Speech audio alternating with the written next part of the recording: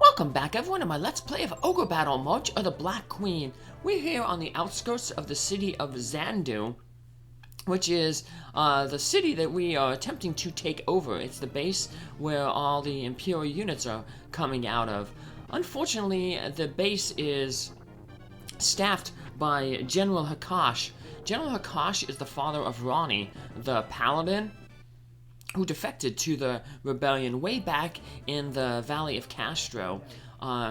She was supposed to marry Baron Apros, but, you know, he was a dirty, rotten scoundrel. He was the guy who betrayed King Gran, and he was also responsible for setting the fire back at the Pogrom Forest that cost the lives of all the refugees from Zenobia when the Empire took over. So, she also saw that Empress Endora, she was kind of going on the wrong path, wasn't basically adhering to the honorable code of the paladins and the warrior culture of the Highlands. So she decided, you know, to defect, and of course she doesn't necessarily automatically join the rebellion. Like most special characters, you have to have a high reputation for her to join, but of course Orpheus, being that he is on the way of the heroes, managed to recruit her and bring her along. So she's said to be a paladin, but she's actually a muse, which is the highest level of Valkyrie. Paladins are a male exclusive class, and we're fighting 3 paladins right here. So we fought this unit quite a few times. There's actually 3 of these units in total being released in this map, but we're making some good progress on this map. We'll finish it off in this episode. Actually have to fight General Hikash. We're gonna want to have Rauny meet with her father to get that special dialogue, in addition to going after the best ending in this game. I also said that I was going to show off all the special dialogue that you can get by having certain characters meet with certain enemy units. So let's finish off this unit, this dragon unit that's been retreating. It's usually led by a dragoneer, but we defeated him earlier and weren't able to catch this unit, so... But our boss killing unit was here to pick up the slack. One unit that's not having trouble, doesn't need any slack picking up, is that devil unit down there hanging out on that city. They've been doing a number on those Eagleman mage units that's been constantly coming down to harass that city. So this is what the unit looked like that we just defeated. When it had the leader. In the back row there, it has the dragoneer. So this might have been a good opportunity to move several of those characters to the back row. The gold dragons are weak to fire because they're ice type dragons. And putting the evil man in the back row and the raven man in the back row would have allowed them to use their fireball and inferno. So, look, and we're doing that right there. There we go. We'll keep the giant in the upper right. That way he can attack the dragons and leave the leader, the dragoneer, in the back row unharmed. Alright, we'll pull a chariot card. And we got an item. A dragon sword. You heathens, barbarians, the gods will punish you for this. You heathens, barbarians, the gods will punish you for this. Yeah, as I said in previous episodes, these folks, because this is the Highlands, this is the home of the Empire. So the people aren't gonna really welcome us as liberators. They see us as invaders. So every time we liberate non-hidden city in this area, we actually lose reputation. So that's why our reputation is no longer maxed out. That dragon sword we got earlier, it's a white magic weapon, gives +5 strength. So yeah, our character should do much more damage. Yeah, that Eagle Man was, the Raven Man was only doing 4 hit points of damage to the gold dragon. Now it's doing 40, I believe it did, with the Inferno. And it'll get an extra Inferno because the Princess is leading this unit, so doing a lot more damage just by shifting our characters around a little bit. Sadly though, I don't know if we were able to defeat this unit. Do we have enough attacks yet? Oh, nice. Managed to finish it off. Might not have been able to if we didn't switch it to weak. But, alright, we took care of it. Now we can heal up there. It looks like there's no more units there to bother those two. Gotta get that Princess unit to heal because they don't have a healer in them. The Emperor card. Give us an extra turn in battle. The Overlord Hikash, the personal bodyguard of the Empress, awaits you in Zandu. That the Overlord himself will be sent here, that is a sure sign that the Highlands are finished. But that's fine, the Highlands have chosen the way of barbarians, and that's not right. Yeah, you can see that that city was hidden, and the people had a less confrontational tone when we went there. So if you want to go back like 2 episodes ago, you'll see there's a whole bunch of hidden treasures in the section of the mountains over there. If you missed that episode, you want to see those treasures.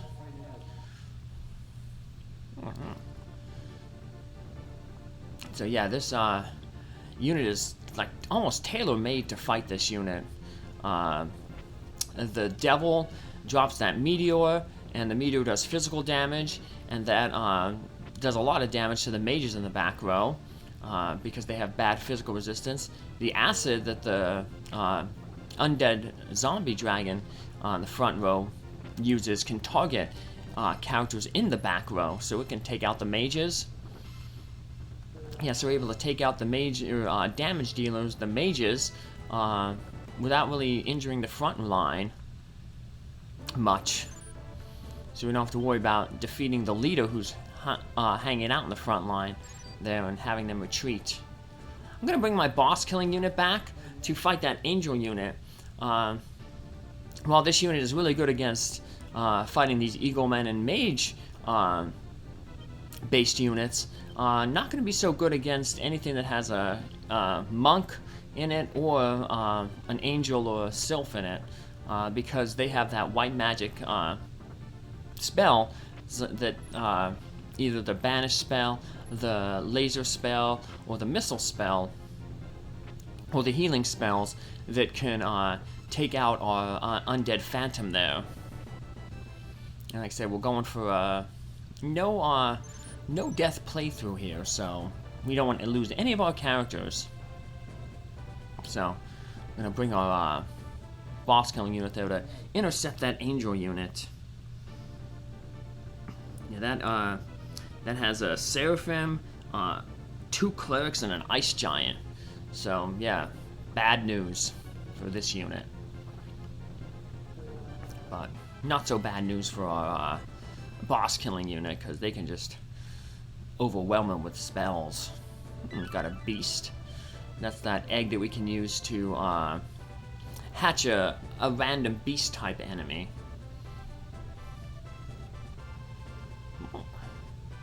And there we go.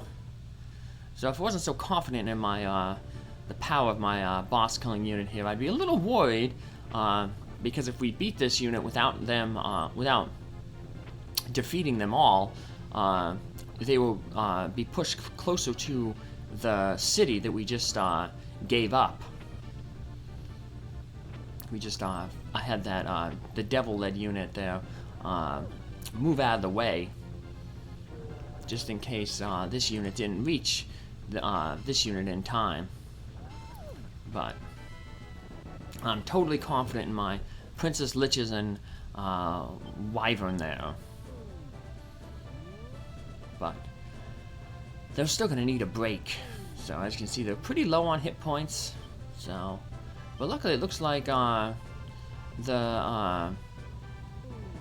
enemy unit is pretty much taken care of. So that was one advantage of pushing closer toward the capital, is that it draws the enemies out much faster. The disadvantage of it is, though, that if you move them out too fast, then you can be overwhelmed. Especially when you're playing the way that I'm playing without using healing items. So just using that slow and steady turtling approach. I go in, fight off some enemy units around cities and temples to heal. When the Empress first created this land, she dreamt of happiness and prosperity.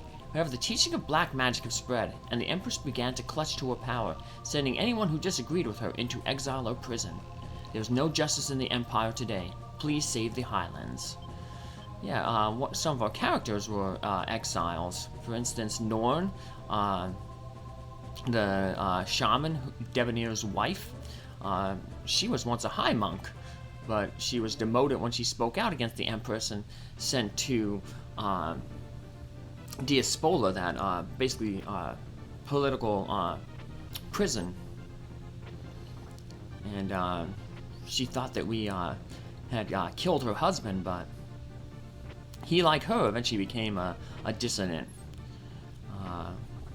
We kind of convinced him, or Ash, one of the special characters, he used to be the head of King Grand's like bodyguard unit, and he basically kind of sowed some doubts in his mind about the Empress. He was like, look at the city that you're in. Once it was the greatest city in the world, and now it's just a big slum. People are starving, but other folks are like Baron Apros are corrupt and stuffing their faces while normal people starve. And he went back to ask the Empress about all this stuff, and then she had him jailed by her son in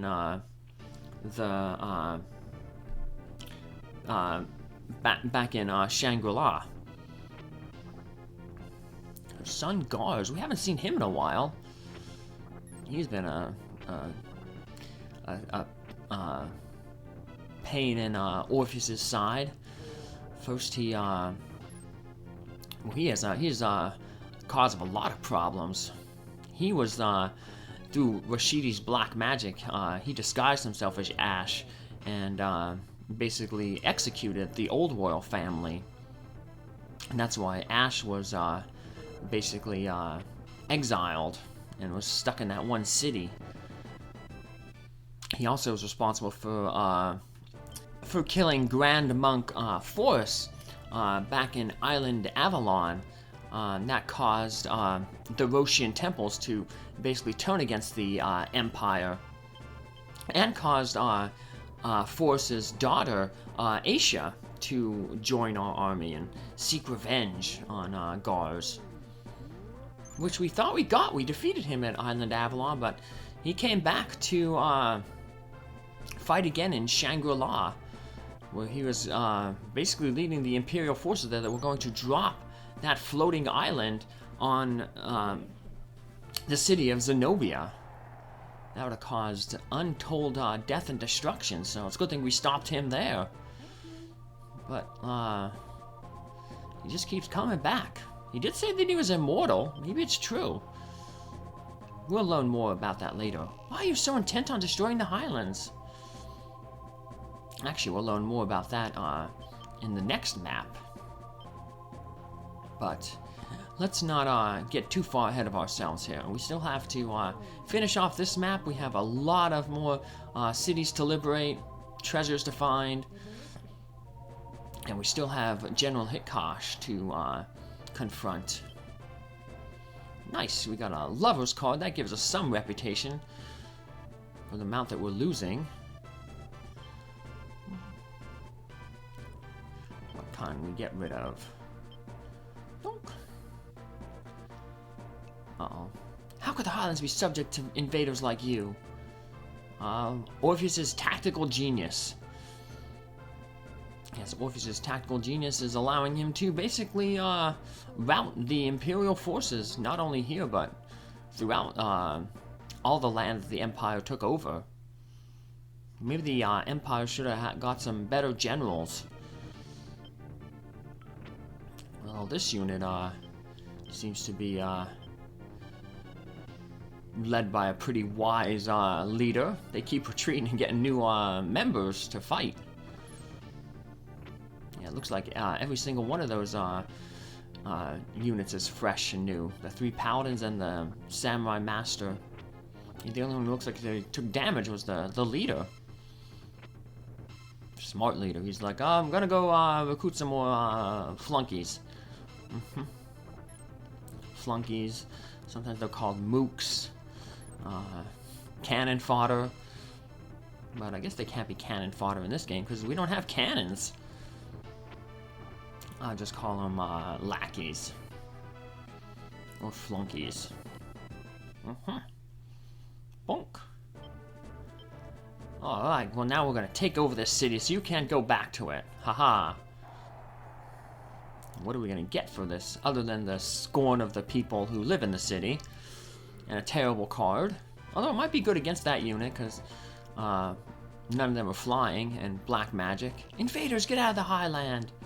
Yeah, black magic would be good against those characters because they're all good alignment. Yeah, so even though the Empire itself is evil, they have some, you know, they do have some good people in it. You know, good classes. You know, samurai masters and paladins all have to have high alignment to turn into that class. So, it's just sad that, you know, I guess people based on where they were lived or what they were taught in their life can sometimes become enemies, even if they may have, you know, similar values or, you know, beliefs or sense of morality. So, I guess I saw a little bit of that in Iraq. You know, there were, you know, people there just, you know, good people, just like most people, just trying to make you know, ends meet, live their lives, provide for their families, but because they were where they were born or economic situations, they had to, you know, turn to potentially extreme measures, such as, you know, doing, you know, crime or criminal activities to support. I said that's one of the things that how the terrorists kind of recruited. One of the first things they did was they blew up the pump station that pumped water through the irrigation channels that allowed all those people to farm in the Arab Jabor region. The farmers, they couldn't farm, they couldn't you know, grow food, they couldn't feed their families. At the time, you know, well, before, you know, the fall of Saddam Hussein, the president of Iraq, you know, the government was a major, you know, buyer of a lot of their food. So a lot of their food would be sent into the city, and that's how they'd make, you know, their living. But now, you know, the government, you know, being overthrown, and a new government not necessarily running smoothly in its place, they had, you know, their biggest customer was gone. So, when, you know, the bad guys came out to them and, you know, offered them money to do things, you know, it was either that or, you know, potentially starve. You know. And a lot of times, unfortunately, you know, which made it hard to catch the main bad guys was the fact that they kind of, were well hidden in a sense. They would just like hire the people to, you know, do odds and end things. You know, like, hey, we'll give you like $20 to dig a hole on the side of the road. So if you caught a guy digging a hole on the side of the road, you know, you'd take him in, and you'd be just like, hey, you know, why are you doing this? You know, he'd be like, oh, just some guy, you know, offered me $20 to dig a hole, and that was it. You know, that's all you had to run off of. The people they were hiring, like I said, were just out-of-work farmers, and they weren't the ones who had the know-how to build the bombs, the explosives, the improvised explosive devices, IEDs. So you catch the guy, you know, digging the hole or moving parts there. You know, sometimes they'd get like a guy, you know, hey, take these cables out and drop them by this part of the road. you know, he didn't necessarily know what the cables were for, what they would do. You know, it'd just be later on that a guy who did know how to, you know, make a bomb out of all that material would, you know, come in and pick up the stuff that was pre-dropped there. That battle axe there, +3 strength weapon, physical, so no magical properties to it. Uh-oh. What have we done to you? If it weren't for you, well, you individually may not have done anything to us, but your leaders have led a campaign of terror and conquest throughout this continent. So, we're just restoring freedom and liberty to all the people. And getting some treasure along the way. Got a few armors. Oh, another snow cape. I guess it's appropriate we find a snow cape in the snow. Snow capes are pretty good for, like, they give a lot of ice resistance. So they're good for stuff like red dragons, maybe even fire giants that have bad ice resistance. And that's a bad card. Speaking of bad. It says, yeah, reputation. We already losing reputation from liberating these cities. You rebels have no understanding of the glory of black magic. Well, not really. It seems like the only thing about black magic is that it's bad. It's corrupted all the users who, all the people who've been using it. You know, think of, you know, Baron Apros, Previa. Dever Previa was said to be a good man, but then Rashidi taught him black magic and he got corrupted. Randall's, the merchant, well, he was kind of a bad guy, but he got even worse when he learned the black magic. Capella, Albelio, Omicron. Yeah, but all these bad guys, what do they have in common? Learning black magic. We of the Highlands will never trust someone like you. The Overlord Hikash will take care of you guys. And there's even the one traitor white mage whose power was sealed away in the Black Diamond. He was the most powerful of the 12 white mages, and they were the mages who helped humanity win the Ogre battle. But yeah, the most powerful of them, like, he decided, I need more power, and he turned to black magic. And yeah, basically betrayed the rest of the white mages that they had to seal his power away in the Black Diamond. And that's the Rashidi conned Mizzle out of. Mizzle was the head angel and the sister of Eustace, who was in our army. He tricked her, made her fall in love with, Rashidi made Mizzle fall in love with him and conned her out of the Black Diamond. And that allows apparently a person to make pacts with demons. He was going to give it to Galf to break him out of his prison, but luckily we stopped him. Galf, that is. Before Rashid was able to give him the Black Diamond, so... Those people said they'll never lose to a bunch of barbarians like us. Well, I'm sorry, but you are losing. So we're just gonna deploy Tristan's unit here because it has Rauny in it. They'll make their way up to the castle because, like I say, we want to get that special dialogue with Rauny and her father. And in the meantime, we'll just have Orpheus continue to liberate. I think there's only one more city left to liberate. But yeah, you can see that definitely took a big hit on our alignment, on our reputation, I mean. We've dropped to about maybe like 60%, I'd say. Somewhere around there.